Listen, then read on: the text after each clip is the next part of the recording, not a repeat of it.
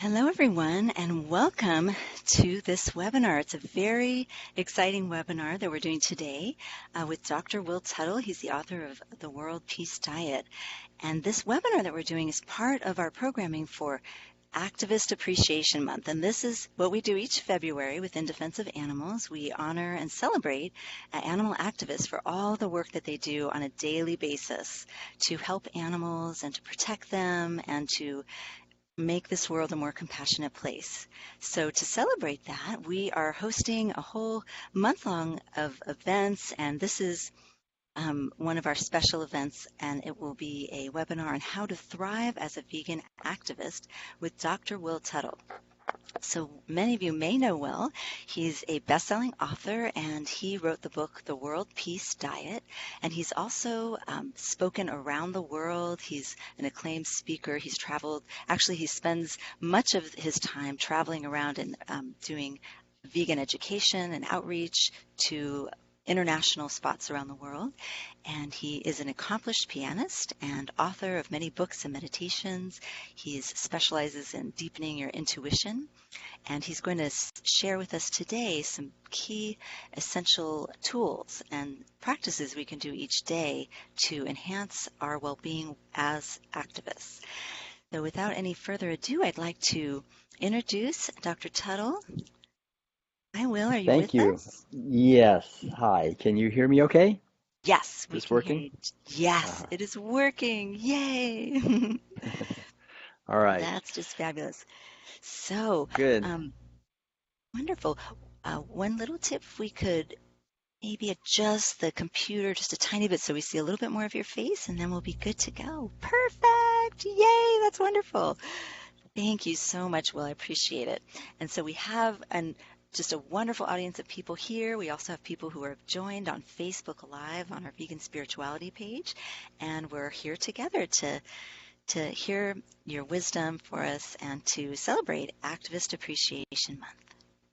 Great. Thanks, Lisa. Yeah, and thanks everyone for coming on this, whatever it is, a video and audio presentation that we can share together. And so, as Lisa said, this is on how we can thrive as vegan activists.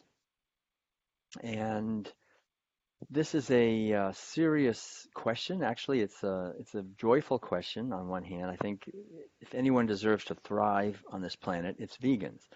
And we're people essentially, if we're doing this properly, we're dedicated to trying to minimize the violence we're causing other beings and to creating a world of sustainability and freedom, liberation, loving kindness, respect for all life, celebrating the abundance and the beauty of the earth, and minimizing our environmental footprint. So these are seeds that we're sowing in our daily life to help bring more love and peace and joy and freedom to others and hopefully to ourselves as well, although the primary goal in veganism is blessing others. Ahimsa, I think, is probably the closest synonym to veganism. And I'm holding this up here. I hope you can hear me just fine. And I think the basic idea behind veganism, as I said, is ahimsa, which is nonviolence or respect for other beings. And when we begin on this path, very often we're just outraged at what's happening to animals. We would like to have the whole thing stop. Very often we begin to feel powerless in the face of such a massive killing machine that's killing millions of animals every day, every hour, every second, really, if you count all the marine animals. And so we become more sensitive. Many people become hypersensitive, I think, to the violence that is going on around us, and we find it very difficult to smile and be happy when we know that so much abuse and mutilation and killing of animals is happening, especially when we know how unnecessary it is. So even though as vegans we have, in a sense, I think, every right to be joyful and happy because we're doing the best we can to be part of the solution to the problems on planet Earth, very often we find a sense of pressure because we're uh, in such a small minority, and it's important for us as a small minority to help move the vast majority of people in a way that will not only cause less suffering to animals, but will actually, hopefully, transform the way we're living so that we can continue to live and survive on this planet.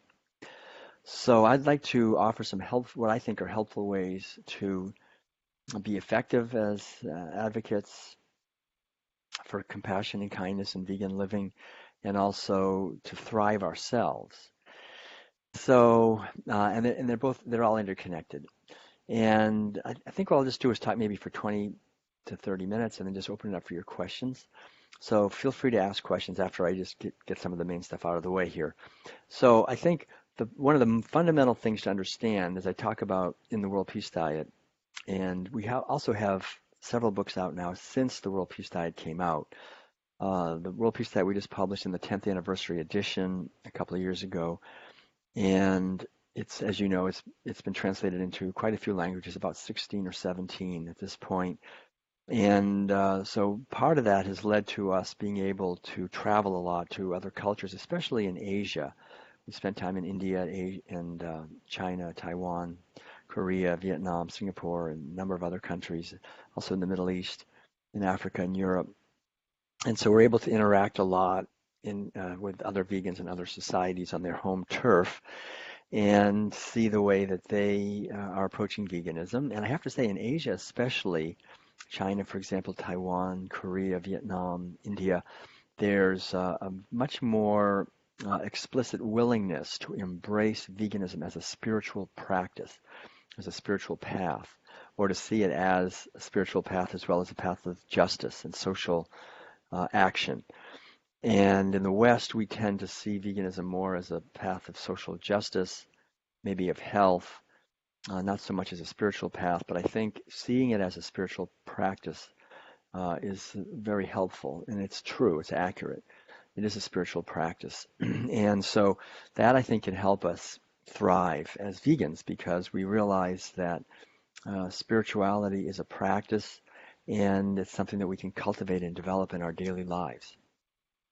So that's what I want to emphasize here at the beginning, that we understand that we've all been wounded, first of all, just have that understanding that not to blame ourselves, not to blame others. The blaming, shaming, criticizing, the anger, the striking out against people who are not yet vegan for the violence that they're committing, and we think they're terrible people. They know better. They should know better. I changed. Why don't they change? They don't care. They're mean, miserable, nasty people, and I wish they would all just disappear and die and let the animals live who aren't harming them. That kind of attitude is very easily understandable, but it fails to take into account the fact that we as human beings are, I think in many ways, deeply wounded by being born into a society where from the time we're little tiny infants, we're compelled to participate in these mealtime rituals of violence that are administered by people we trust completely, who are very well intentioned and loving. Our mothers and fathers and friends and relatives and neighbors and doctors and everybody telling us we should eat meat and dairy products to be healthy and to get enough calcium. So as little infants, we're eating in the jars of baby food. If you go to any grocery store, you can check it out. There's turkey and veal and chicken, cheese and beef, and so forth. So we're eating meat and dairy products from infancy, and it's virtually impossible, I think, to escape this unless we're born into a vegan family, but most people aren't. So we're wounded by this, and the wounding is not just physical, giving us clogged arteries and all the other problems that animal foods give us physically. The wounding is much more invisible and more serious because it's mental, emotional, spiritual wounding, where we are forced to adopt attitudes of disconnectedness, of separateness, of materialism, of domination, exploitation, of privilege, of elitism, of commodification of beings, of the domination of the sacred feminine dimension, And all of these attitudes are rampant in our society at large. And as vegans, they're in us. They live in us as well. So we're wounded. We have a lot of toxic attitudes because the fundamental attitudes of animal agriculture are extremely toxic. If we were born as cows and pigs and chickens, we would understand this. We would understand how violent and abusive these attitudes are to other beings, how we justify and rationalize the hideous abuse of animals, of ecosystems, of hungry people, of slaughterhouse workers, of future generations, of wildlife, and we don't think about it, we don't care about it. We're taught in our society that it doesn't matter. It's not on the evening news. It's really not discussed anywhere. Maybe we hear a little bit here and there about climate change, but other than that, we don't hear much about it for the most part because the advertisers, the large corporations, financial institutions, and the governmental agencies that are heard and that pay for the mass media that most people are plugged into would rather we don't know about this. They would rather that we consume the products and consume the drugs and pharmaceutical and medical procedures and that we don't ask any questions. So being a vegan is being different. It's questioning the conformity of our society. Already that causes many types of um, stress, I guess you'd say. It requires us to build our character, to be willing to be different, to become an individual, to trust our own inner wisdom. And these are all very positive things. We learn to have more self-esteem because we're living according to our own values rather than according to the values that are just imposed on us by our society. So in general, what we're talking about with veganism is two things. We're talking about healing these wounds and awakening from the delusion and the nightmare, really, the trance of animal agriculture, of the behavior and the attitudes required by being raised in a society organized around killing millions of animals every day. So this is the challenge, and I think a lot of people are afraid to go vegan because they understand this intuitively, that it means changing everything and not conforming and being different. And that's one of the hardest things for human beings to do. One of the big wounds we have, I think, really is that we're traumatized by eating the flesh and secretions of horribly abused animals. Once we realize it, we think, "Oh gosh, that's terrible." But then we think everybody does it, and we don't want to face it. It's hard to face that kind of truth. So it takes courage, and I think it takes, in many cases, love, caring, and kindness, and caring really also for our own physical health, for the health of others. These are very healthy emotions and healthy attitudes to have. The attitude and emotion of caring, caring for ecosystems and being willing to do something, caring enough to be actually willing to change. So we're talking about healing and awakening, and how do we do this? What are actual practices we can engage in to help us to heal and to awaken as vegans? Because veganism is a path of healing and awakening. So I think number one, what we're talking about is questioning materialism. And materialism is the foundation of a herding culture, especially our herding culture today. We've been practicing herding now for 10,000 years. We have reached what you would call the last stage of a herding culture. We're very mature in our what can I say, in the cultural practice of herding animals. I mean, it's computerized, it's industrialized, it's invisibilized. We hardly even notice it. We have billions of animals being killed for food, raised in factory farm or other backyard operations, and it's pretty much invisible. It just sort of enters into our lives very sort of nonchalantly, in kind of just in plastic containers and in restaurant meals and so forth. And so we're just eating these foods that are advertised and so forth. So it's very much invisible. And so materialism, which is the basic philosophical worldview that nothing exists except for matter, this is injected into us from infancy. through the meals and also through the educational system, through the religious system, the governmental system, through all the institutions in our society are enforcing materialism.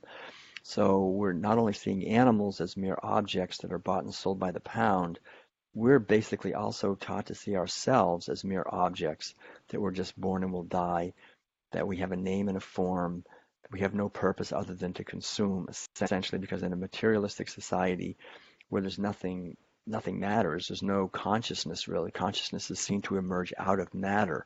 So matter reigns supreme. I mean, there's never been a more materialistic, more grossly materialistic society in the history of the world, I don't think, than our present society. And so this is the big wound, I would say, is materialism. It causes us to be basically without hope. Now we can see that nothing really matters. We're living in sort of a meaningless universe. The only meaning is what we give to things, we're taught.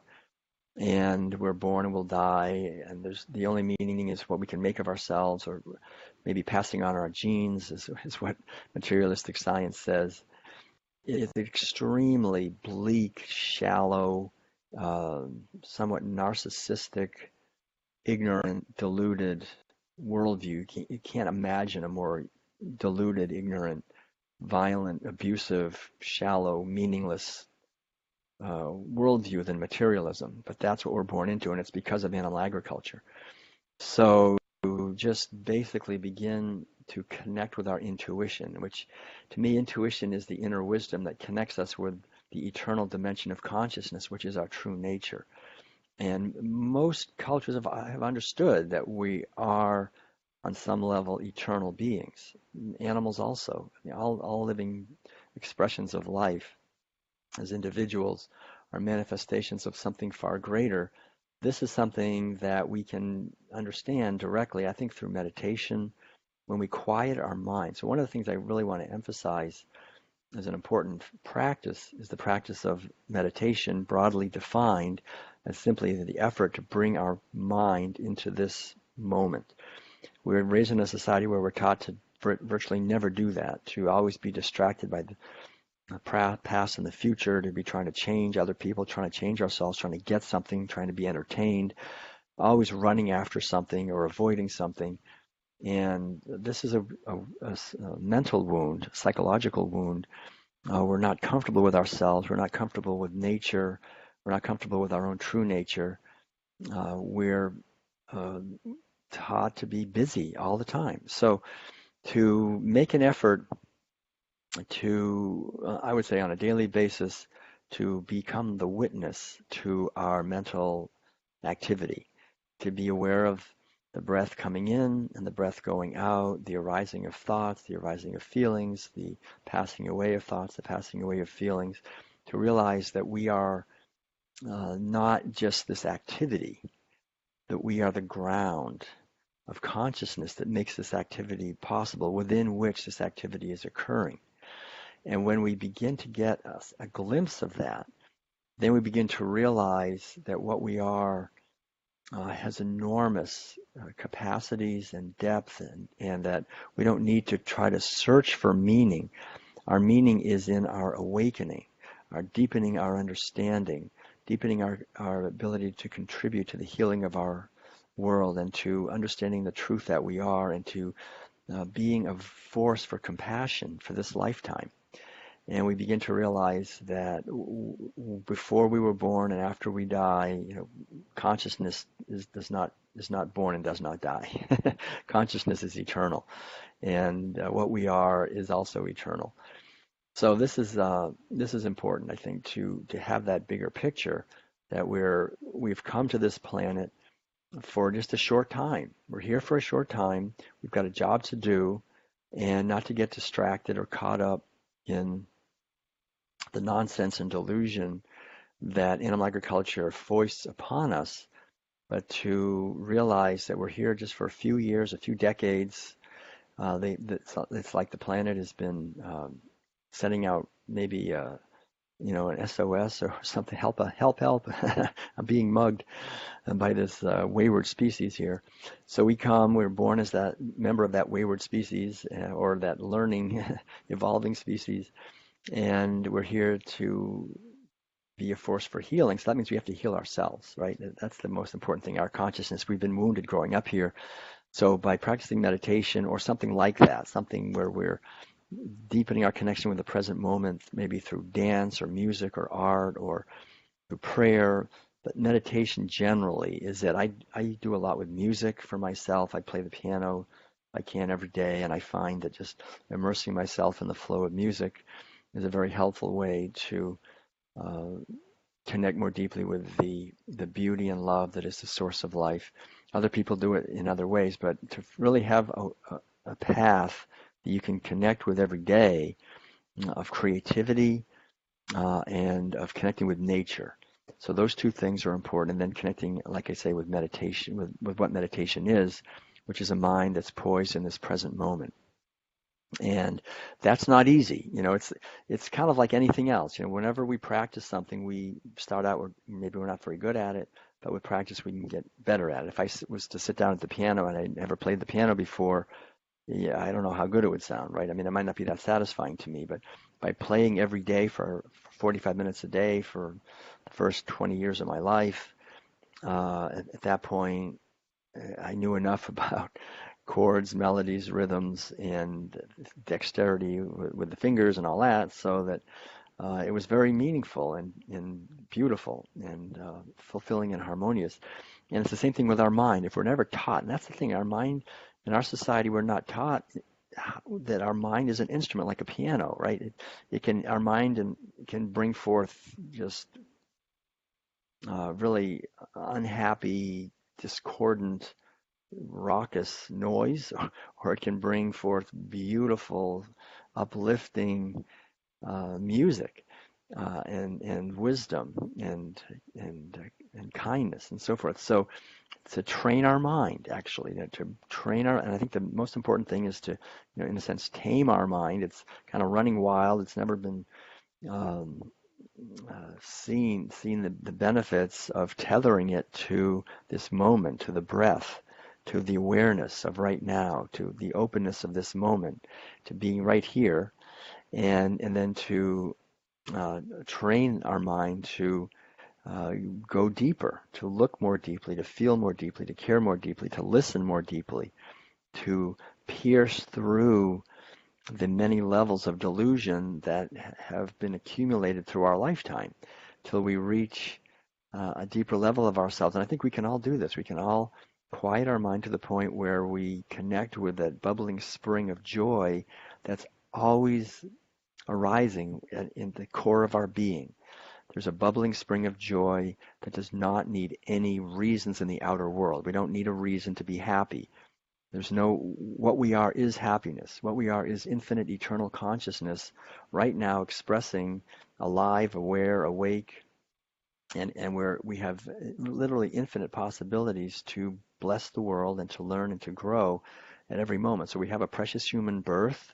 We're born here. We have the capacity of a mind to learn and to share and to communicate and to analyze and to intuit. And this is all a lot to be grateful for. We have relationships with other people. We have a cause. I mean, the vegan cause is really the cause of the universal liberation and loving healing and transformation of our relationship with all living beings and of all living beings with each other, right? I mean, it's a huge, massive, um, almost an infinite cause because the basic idea is that we're living really on a planet that is potentially abundant. I mean, it is very abundant and beautiful. There's nothing stopping us as human beings from living in harmony, joy, and peace and abundance here on this beautiful planet. Animal agriculture is the problem. It's not only the most devastating thing we're doing to the outer world and cutting down rainforests and destroying the oceans and polluting groundwater and causing war and conflict, not only with animals, but with each other, and creating injustice and lack and limitation, hunger and starvation, human conflict. I mean, animal agriculture is causing virtually most, if not all, of the problems in the outer world, most of the disease, psychological and physical disease, cultural disease, environmental disease is all coming out of animal agriculture. But even more seriously, the inner disruption of the landscape of our awareness is also caused by animal agriculture. So it's healing animal agriculture. We stop eating animal foods. We stop buying products. We're not buying any products that come from animal agriculture.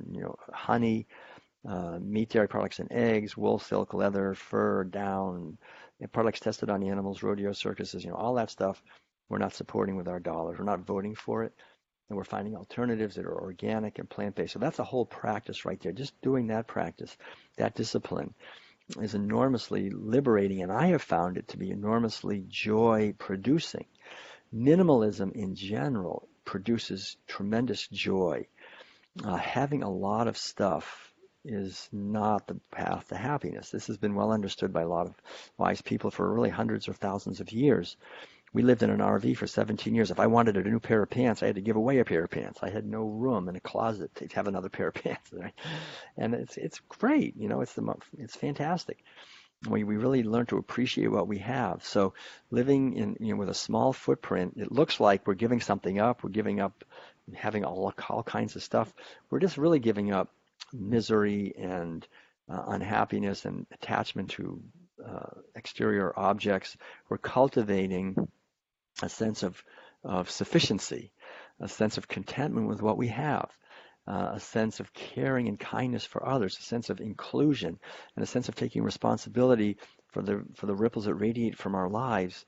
All of this creates joy and happiness and a sense of authenticity and meaning and purpose and a sense of being connected to a benevolent unfolding in life, because we are that benevolent unfolding in life, and we can feel it moving through the flowers, through the trees, through the sun, through the ocean tides and the rivers and the flights of the birds. It's the same benevolent power that's celebrating life here, and we're part of that.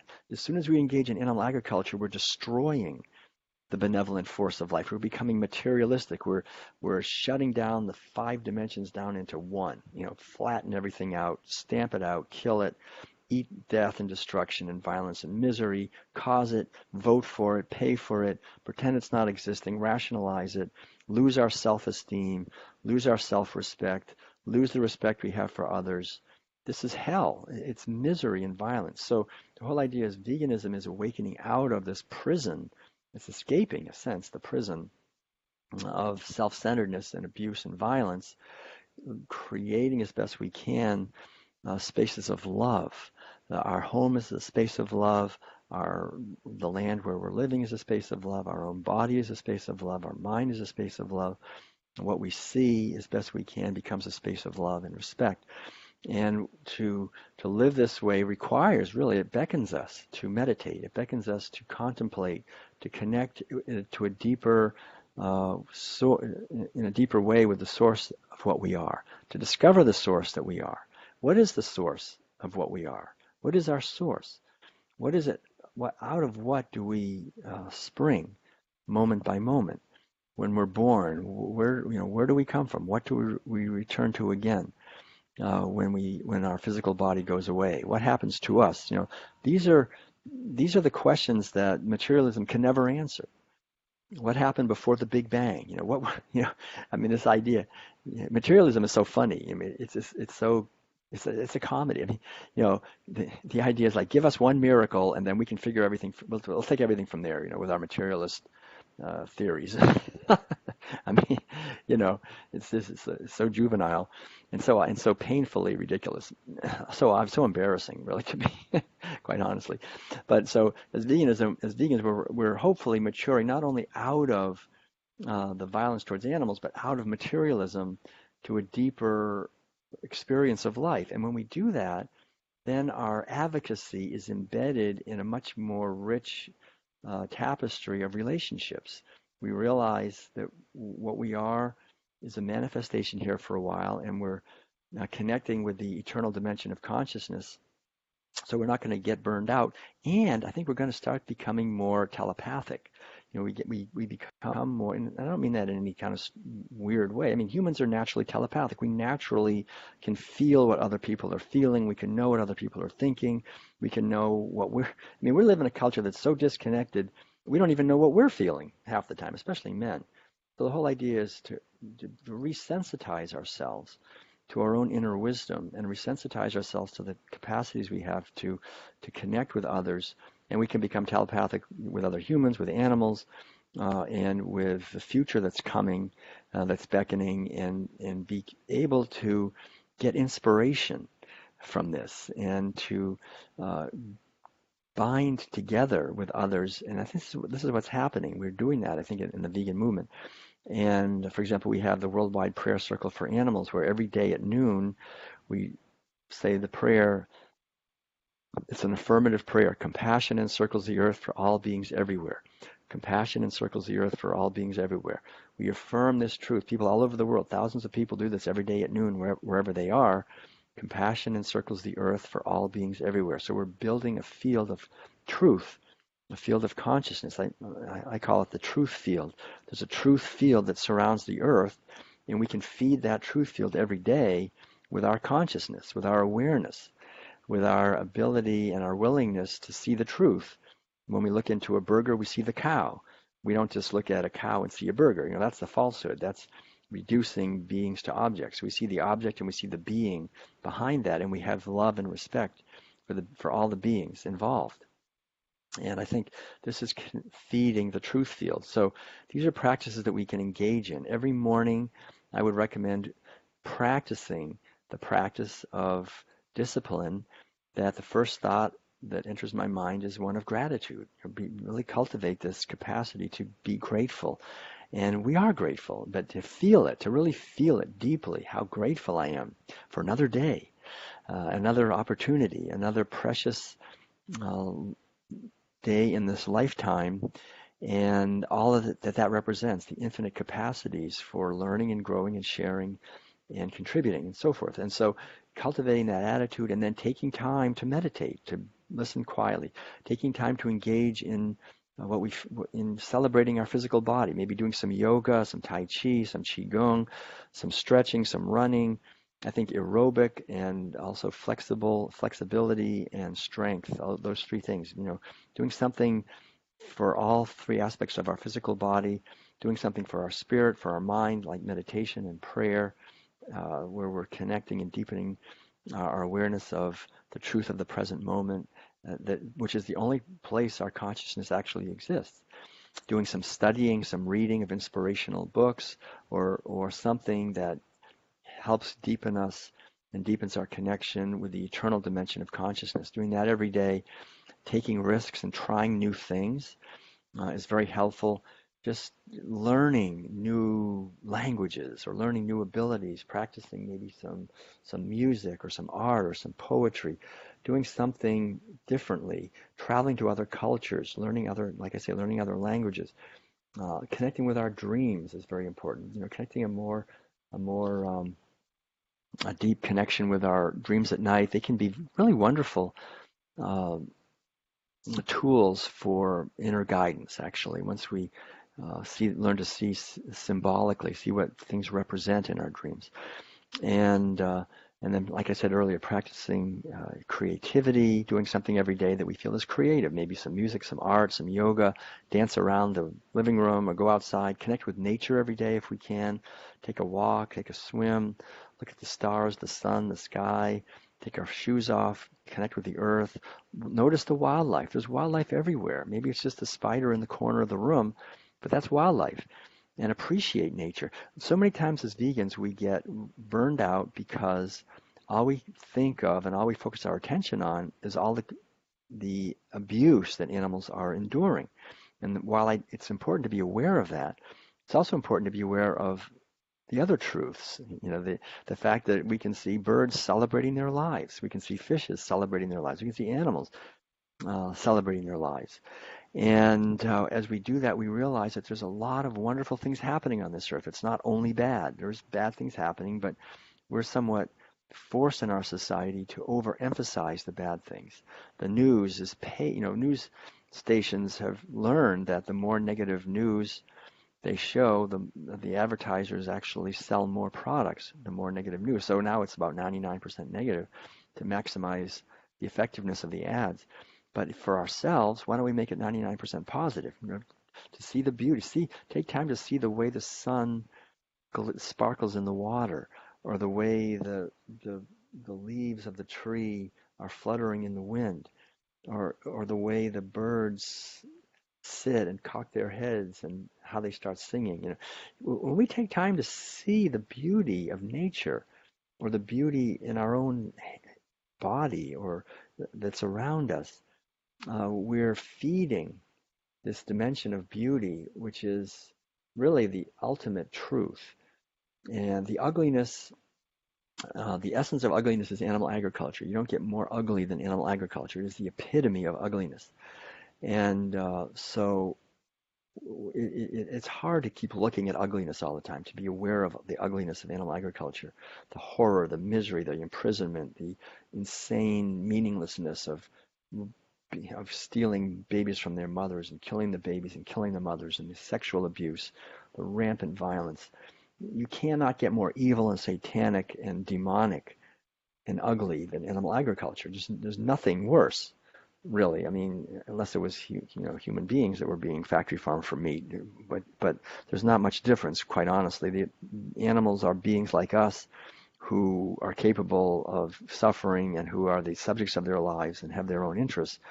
So being aware of this ugliness and violence and so forth, but don't let it consume us.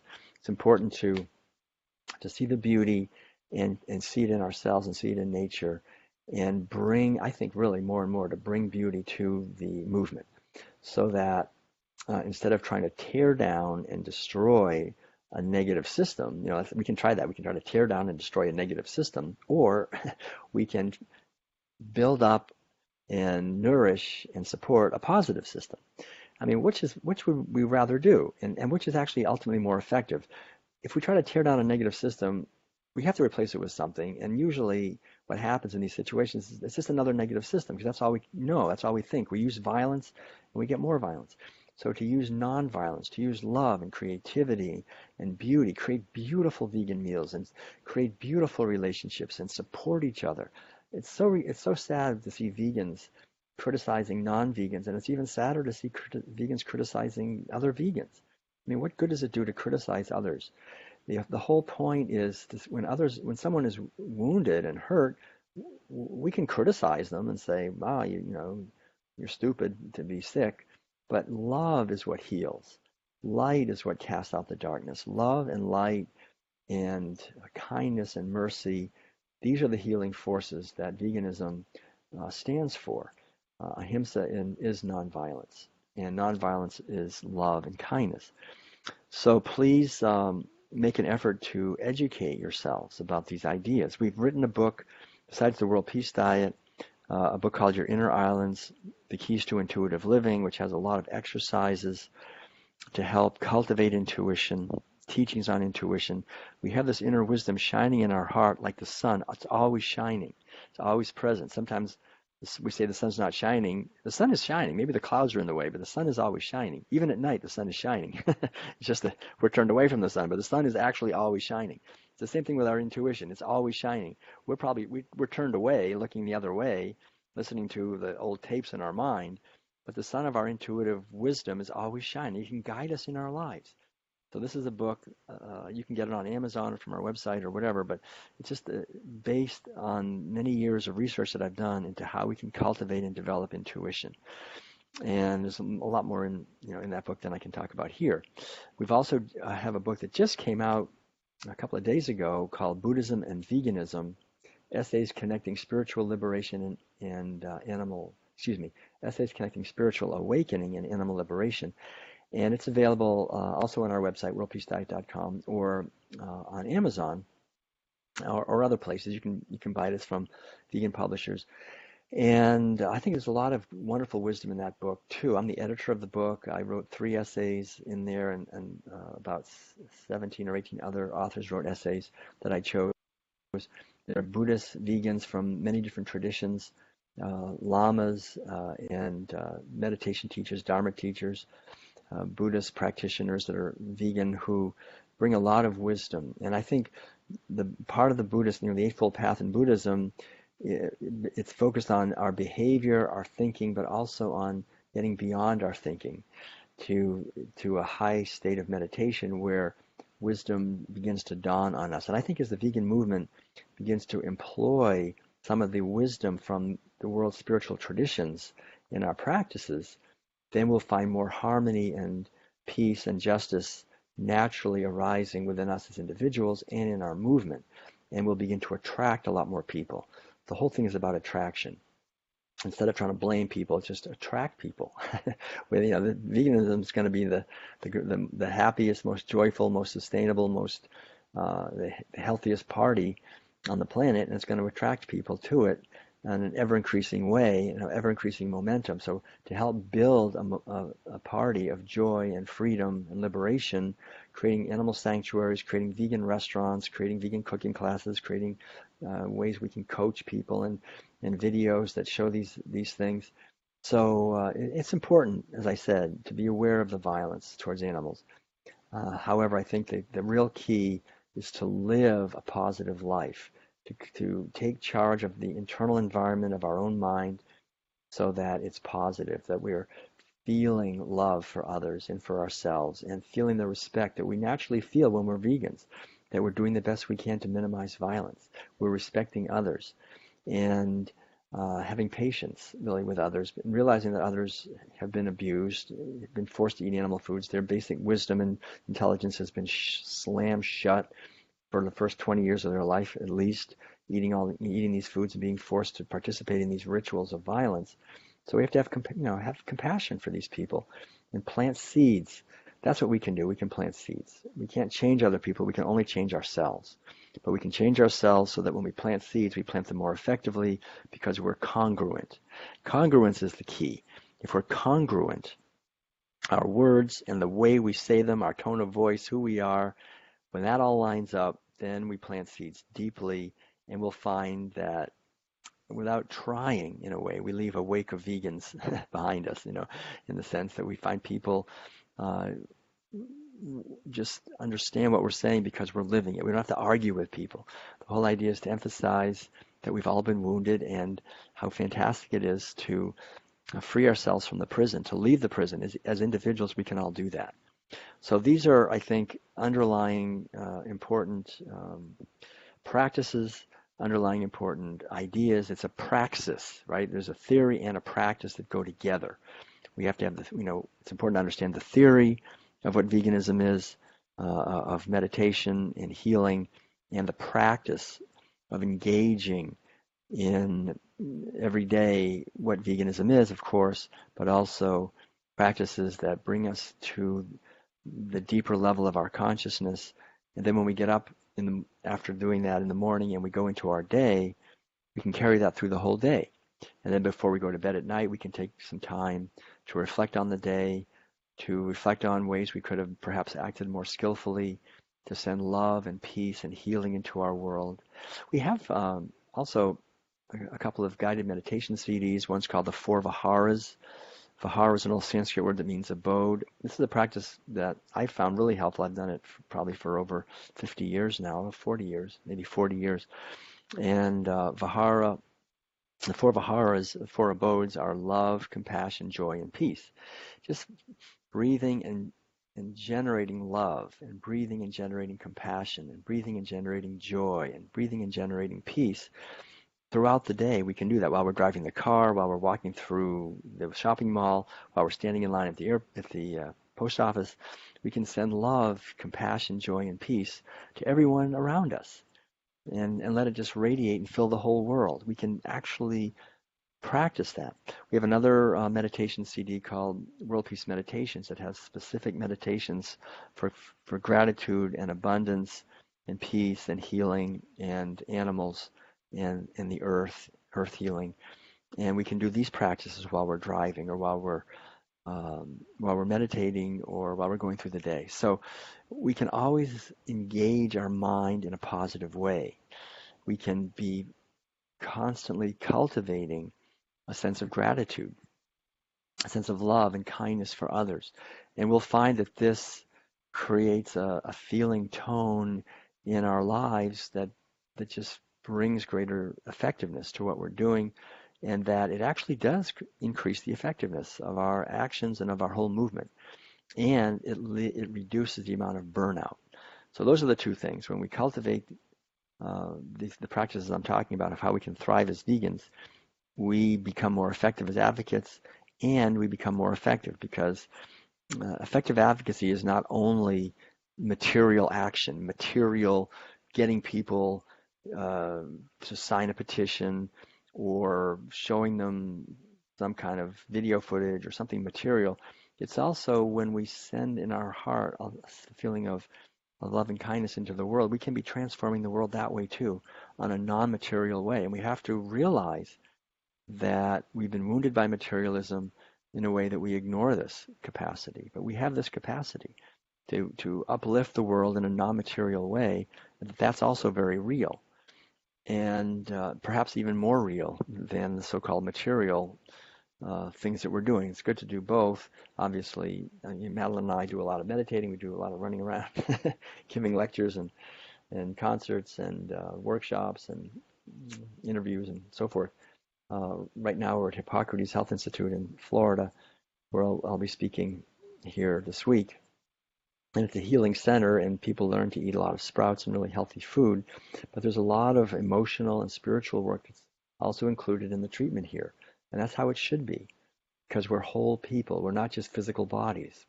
Our mind has a bigger impact on our body probably even than our food does. Every thought can generate hormones and drugs. We have a whole inner pharmacy. So if we're generating joy and love and freedom, then in our thoughts and feelings, we're creating an inner harmony in the cells and in the organs of our body that make us more effective, make us more efficient, make us happier in our lives. And this is the key, I think, when we get to the end of our life, that we have a feeling that we've been living our life, not the life that somebody else told us we should be living. We're living our own life. And to do that, we need to connect with our intuition, with the vegan ideal of love and nonviolence, and then find our unique creative contribution that we can be making. And stress is not a bad thing. Stress, positive stress, like the stress of how am I going to meet this challenge? It's exciting. It's great. Stress is great when it's positive stress. It's the negative stress of feeling like I'm a victim or I can't deal with things that runs us down. The positive stress is a beautiful thing. And so when we realize, gosh, I got another day to make a contribution. I'm going to do the best I can. Then that activates our potential. It activates our body, our mind, our spirit, our intelligence, and our intelligence grows from that challenge, from these challenges. So it's good to challenge ourselves. It's good to support each other and love each other and not compare ourselves to others, because we're all unique. A rose shouldn't be comparing herself to a chrysanthemum. Which one is more beautiful? They're beautiful. They're all beautiful. All the flowers in the garden. Creating the space of love within ourselves, and then sharing that with others and supporting them. So the more we support others in their journey, the happier we will be. All right, so I'm going to stop there. I think that's enough for now. It's been a good, oh my gosh, I can't believe how late it is. 2:55 here. All right, so I'm going to stop here. The time warp. Oh, And wow. and I'm happy to answer questions for a few minutes. Sure, that sounds wonderful. First of all, thank you, Will. I just feel so blessed to be able to hear what you have to say. All of your wisdom is precious, truly precious. 39 years as a vegan, it adds up. It does. It It really really, does. it's really not me. I mean, I think all of us, as we purify our food and our thoughts and make efforts, it really it's something we can work on every day, and it's a precious opportunity. So thanks for the opportunity, Lisa. Appreciate Oh, all you're doing. yes, of course, of course. So if there are a question or two, we have a few minutes. If anyone would like to, want to let you know people are expressing their gratitude towards you in the chat box here, mentioning when they met you in different places and how excited they are to see you. Pafo has joined us, and he started a pantheism, biopantheism, I think, and he did ask a question on our live stream about if what your thoughts are about that being a new religion for vegans, if you recall meeting him and discussing that. Pantheism? Well, Biopantheism. I think oh, it's biopantheism. yes. I'm not exactly sure what that is. I can kind of I can hazard a guess. It sounds good. But I think um, it sounds like it's seeing the sacred in all of life, and pantheism is sort of seeing the divine in nature, and bio adds the word life to the whole thing. So seeing the divine in all manifestations of life in nature as well as in humans, and I think that's in many ways a very beautiful way to approach spirituality. There's a tweak of that some people talk about, which is panentheism, which is basically pan means all, theism means divine, basically. So panentheism is seeing that not so much that the divine is in everything, but that everything is in the divine. It's kind of like turning it around, like the divine is the container in a sense, and everything's arising in this the divine. So that everything is so there. It's similar, but I think. It's good to realize that spiritual traditions and religious traditions uh, have gifts to give, but religious traditions have a dual loyalty. And I've talked about this in some articles. Like the two loyalties are not always together. One of the loyalties of religion is to help people awaken spiritually. So that's great. But the other loyalty of religion is to basically just transmit the values of the culture of that religion. I mean, religions arise in a culture and they're products of a culture, and so the religion is also supporting the culture. And if it's supporting the culture and the culture is a hurting culture, then it's supporting eating animal foods, and that's a huge problem because then that's going against the spirituality. So I think it's important to either create new religions like biopantheism might be a great possibility, or to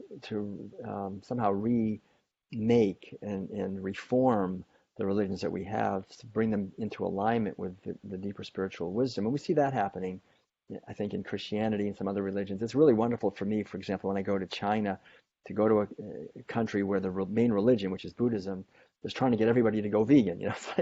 It's like really supporting that. And I think, gosh, wouldn't it be great if the three Abrahamic traditions would encourage everybody to go vegan? But I realize it's not. They came out of the Abrahamic tradition of herding animals, so it's just in them at a deep level. But even within those traditions, we can find some beautiful vegan teachings. A lot of what Jesus said, I think a lot of uh, you can find things in all three traditions about compassion for animals. So I think really we have to, each one of us as individuals, if someone really feels like I'm a Christian, I don't want to leave that, then good. Bring the vegan message to Christianity. If someone else says, well, I'm not really identified with any religion that much, I want to try to create something new. Good, do that. We need to. People have created new religions before, and we'll do it. We can do it again. So yeah. Wow, well, thank you for addressing that. I think this is such an important part of the conversation. I know along with Judy, who you work with on the Yeah. circleofcompassion.org, we co-founded the Interfaith Vegan Coalition. So for anyone who's interested or curious in exploring faith-based advocacy to kind of revive some of those beautiful, compassionate pieces of each religion, you're welcome to check that out. It's at uh, interfaithvegancoalition.org, and we have advocacy kits that are religion specific for each religion, each tradition. Now, it looks like we have another question here. Like, how do we act against hateful, aggressive, or blatantly racist people that attend protests?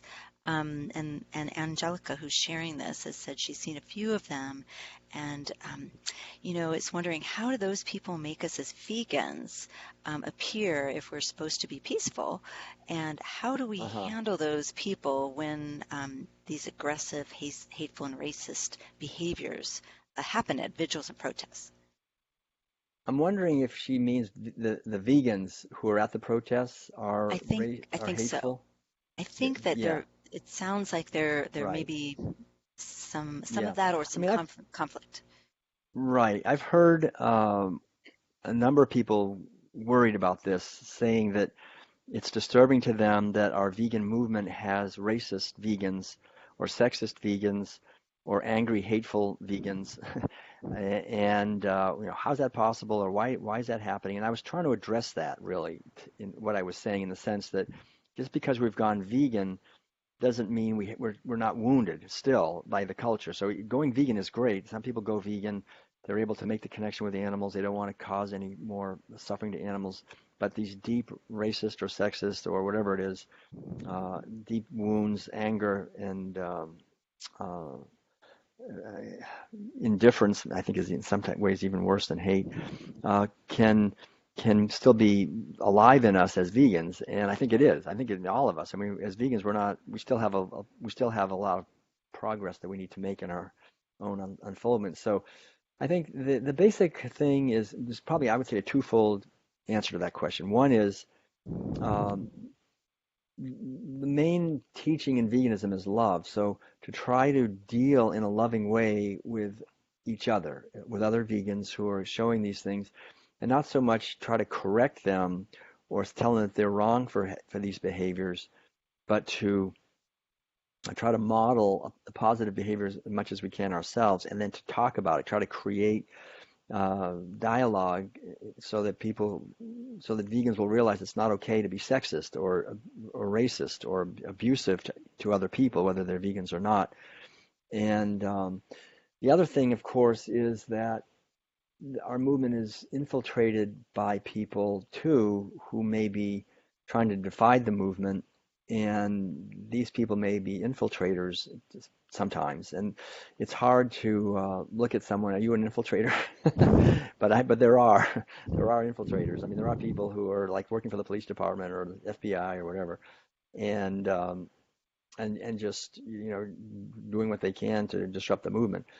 So again, to not be hooked in by them, try not to get hooked in, to any angry, hateful behavior, just to try to do the best we can to have our vegan advocacy be what it should be, and try to really vet people. I mean, try to really know who it is you're talking to, where try to get to know each other and try to make the movement. I think the more the movement and it's doing a good job of this, becomes leaderless. We have it's really great to have so many people now in the vegan movement are just taking the initiative and making their own videos and starting their own groups and starting their own blogs and supporting each other. So we've got this vast movement without a lot of big leaders, which is really good because that's a great strength, and it makes it harder for the movement to be derailed. And so I think the more we can be grassroots and decentralized, and everyone working on themselves primarily, and not getting into camps, like we're in this camp and they're in that camp, and because that divide and conquer strategy is used a lot, and it's been used in the environmental movement. It's been used in the vegan movement too. It definitely was used a lot in the black movement. Martin Luther King said that was his hardest job, was all the divisions, and there was a lot of these things always happen, because we have a lot of passionate people to think they're right, we have the right way to do it.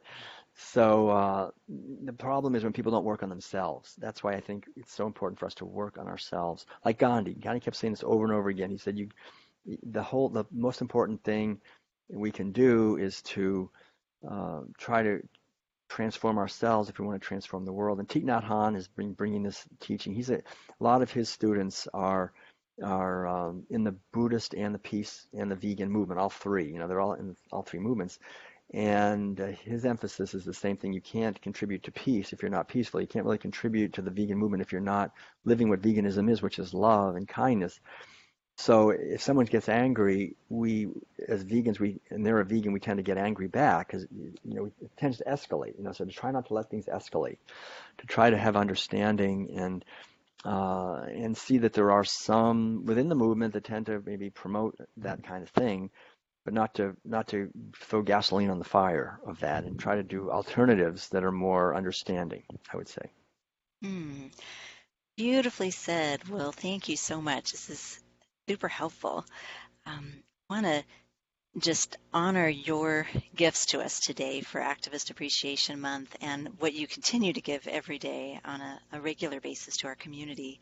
We're so fortunate to have you as one of our spokespeople, and I think that it just fills my heart with love every time I hear you speak. Thanks, I want Lisa. to, Thanks. yeah, Yeah. I want to highly recommend your, of course, your books, but I love your guided meditations. I find them super helpful. Just when I listen to them, I feel really peaceful inside, and I would encourage anyone who hasn't picked up one of those guided meditations that you check it out. They're just wonderful resources. Thanks. Yeah, they're available on our website, or I just was checking to make sure, and they are available on Amazon or iTunes or Google Play or Spotify or all those things. Just put in Will Tuttle, put in meditation, and or music. We have all the different albums. Music is there too. And we also have a training if anyone's interested, the World Peace Diet Facilitator Training, which is online. It's an eight module, kind of an 8-week course. And a lot of people have gone through that and found it to be very helpful. And it's kind of like building the deeper level of veganism. And so you can just find out about that at worldpeacediet.com, or worldpeacemastery actually.com is the specific website. But we're just really happy, and I feel very honored to work with you and with the vegan spirituality movement, and to work with all vegans, because it's one of the hardest uh, movements. We're not working really for ourselves; it's for animals and for everyone. And in many ways, it's a thankless task. People don't want to hear about this, and yet to just keep on bringing this message every day. Um, we need to support each other in doing it. It's really important work. So thank Yes, you. yes. So if anybody would like to, I thought one way we could close out our time together today, if you'd like to turn on your webcam if you're with us, or unmute yourself on the phone. You can press *4. We could all just have, it might be nice to say the compassion in circles to, if you want to lead us in that statement, because Okay. it is actually noon in some places right now. All right. It's just 3 minutes past noon, Yeah. or eight So if minutes past noon. everybody wants to, you can there's a little icon to turn on your video. You can do that. We'll just take a moment to let everybody do that if you'd like to. And then we have a bunch of people on with us today. It's just such a delight to see everyone and to know that this is our community. We are the ones here making it Right. happen, bringing the love and Thanks, light. Lisa. Right, right. Okay, well, whether your camera's on or off, either way is fine. And we can let's say it maybe 3 times. It's circleofcompassion.org is the website where we explain this a little bit, where we have the Worldwide Prayer Circle for Animals. We had this idea many years ago, and it's so great to see it's going strong. And it begins with the words compassion. So I'll say it. We can say it together 3 times. Compassion Passion encircles circles the the earth earth for for all all beings beings everywhere. everywhere. Compassion Passion Compassion encircles the circles earth the earth for for all all beings beings everywhere. everywhere. Compassion Compassion Compassion encircles the circles circles the earth earth the earth for for all all beings all beings beings everywhere. everywhere. everywhere. Beautiful. I like the kind of the way it kept going on and on. We're all in a Yes, little different time zone. that's right. All right. Well, much Oh, love to you all. Thanks again, Lisa, for helping Thank to you. facilitate all of this. And thank you, everyone, for caring. That's the most important thing. Just when we care for others, we find that our lives are really always enriched. So much love to you all. And thanks again for all the efforts that you're making. No effort is Thank yes. ever you. lost. Yeah. Thanks, everyone. Thank you. Happy Thanks so Activist much. Appreciation Month. Right. Thank you, Right. Lisa. Great. All right. Much love. Bye, Take care. everyone. Bye Thank bye. you. Namaste. Bye. Yeah. Bye-bye. Thanks. Namaste.